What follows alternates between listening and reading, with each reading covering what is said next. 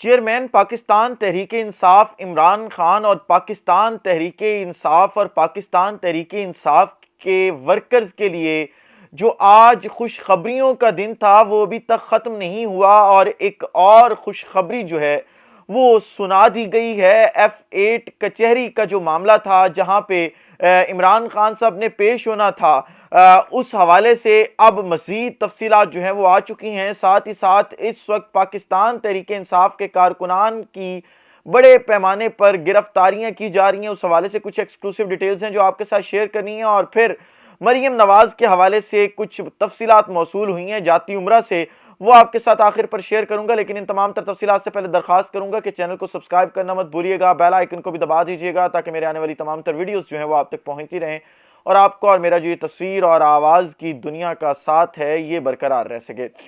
ناظرین، F8 کچہری کے اندر عمران خان صاحب اس لیے نہیں جا رہے تھے کہ اگر آپ میں سے جو ناظرین ہیں کسی نے F8 کچہری دیکھی ہو تو اس کا جو محل وقوع ہے وہ بڑا عجیب سا ہے۔ وہاں پہ سیکیورٹی کا کوئی بندوبست نہیں ہے، مارکیٹس ہیں ارد گرد، اور بڑا عجیب سا کنجسٹڈ سا ایریا ہے، اور وہاں پر سیکیورٹی کے کوئی خاطر خواہ انتظامات کیے نہیں جا سکتے۔ اگر کیے بھی جائیں تو اس کے لیے اسلام آباد پولیس جو تھی وہ انٹرسٹ نہیں لے رہی تھی، اور نہ ہی وہ انتظامات کرنا چاہ رہی تھی، جس وجہ سے عمران خان صاحب نے یہ فیصلہ کیا تھا کہ وہ وہاں پر پیش نہیں ہوں گے۔ لہٰذا اس بات کو بنیاد بنا کر عمران خان کے وارنٹ گرفتاری، ناقابل ضمانت وارنٹ گرفتاری جاری کروائے گئے، پھر عمران خان کو گرفتار کرنے کی کوشش کی گئی، پھر آپ نے وہ تمام کے تمام کارروائی دیکھی جو ہم نے لاہور زمان پارک میں عمران خان صاحب کے گھر کے باہر ہوتی دیکھی تھی، کس طریقے سے شاید اتنا اگر حملہ ہم نے کشمیر پر کیا ہوتا تو اب تک کشمیر آزاد کروا چکے ہوتے، جتنا بڑا حملہ ہم نے زمان پارک پر کر دیا تھا، لیکن کارکنان جس طریقے سے وہاں پہ ڈٹے رہے انہوں نے عمران خان صاحب کو جو ہے وہ گرفتار نہیں ہونے دیا۔ آج لاہور ہائی کورٹ میں سماعت کے اندر جو ہے وہ 9 جو مقدمے تھے ان میں ضمانت مل چکی تھی، باقیوں کے اندر ابھی پروسیڈنگز ہونا باقی تھی، لیکن دوسری طرف کیونکہ اسلام آباد ہائی کورٹ کے اندر یہ استدعا کی گئی تھی کہ آپ یہ جگہ شفٹ کر دیں، آپ سماعت یہاں سے منتقل کر کے کسی اور مقام پہ لے جائیں، ہم وہاں پہ جو ہے وہ سماعت میں شامل ہونے کو تیار ہیں، عمران خان صاحب حاضر ہونے کو تیار ہیں، کیونکہ ایجنسیوں کی رپورٹ کے مطابق عمران خان صاحب کو جو F8 کچہری ہے وہاں پہ شدید خطرات کا سامنا ہے، اور ممکنہ طور پر وہاں پر خودکش حملہ بھی ہو سکتا ہے، لہٰذا وہاں پہ سماعت میں عمران خان صاحب کا شریک ہونا ایسے سمجھے ایسے ہے کہ انہیں موت کا سامنا کرنا پڑ سکتا ہے۔ لہٰذا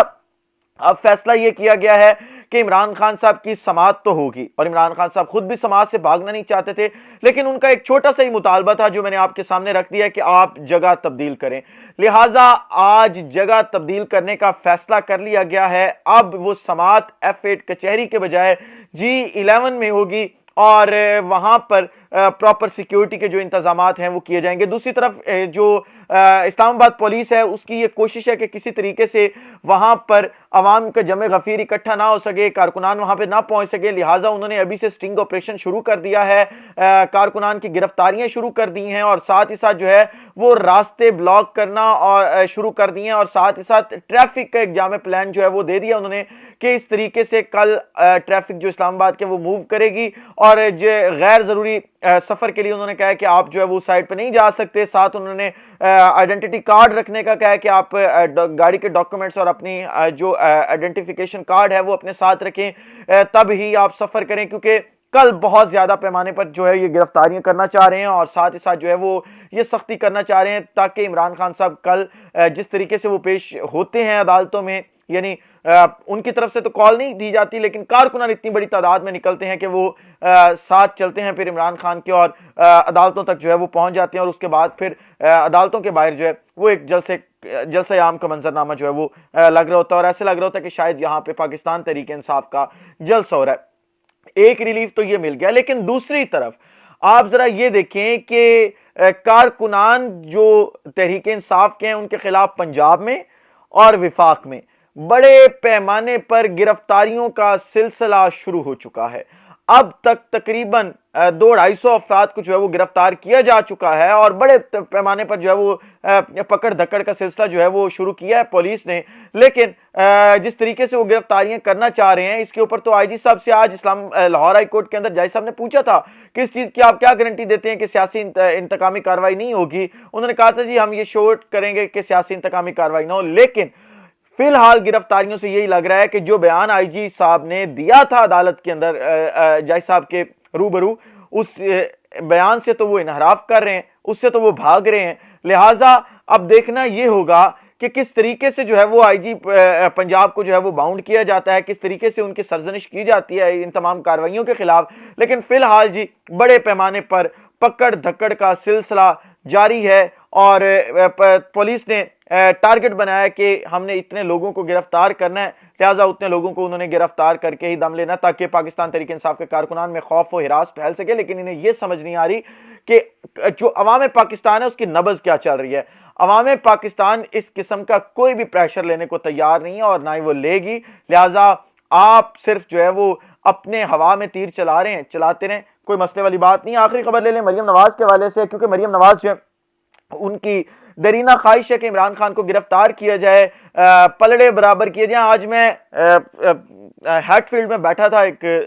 دوست کے ساتھ, ان کا آگے ایک دوست تھا اور وہ نواز شریف کا بڑا قریبی تھا. معلوم ہوا کہ کل رات بھی وہ ایون فیلڈ تھا نواز شریف صاحب کے ہاں تھا, میں نام یہاں پہ نہیں لوں گا کیونکہ اس نے ریکویسٹ کی ہے کہ آپ میرا نام کہیں پہ مینشن نہ کیجیے. وہ مجھ سے ڈر رہا تھا دراصل مجھے بات بتاتے ہوئے, وہ مجھ پہچان گیا تھا, لیکن میں نے اسے یقین دہانی کروائی کہ میں آپ کا نام کہیں پہ استعمال نہیں کروں گا. بقول اس کے وہ یہ کہتا ہے کہ میں کل شام بھی تھا اور مسلسل میں ان کی طرف آتا جاتا ہوں نواز شریف صاحب کی طرف, کیونکہ وہ جو لڑکا ہے اس کا بڑا بھائی بہت بڑا انویسٹر ہے, نون لیگ کا ان کے اوپر انویسٹ کرتا ہے.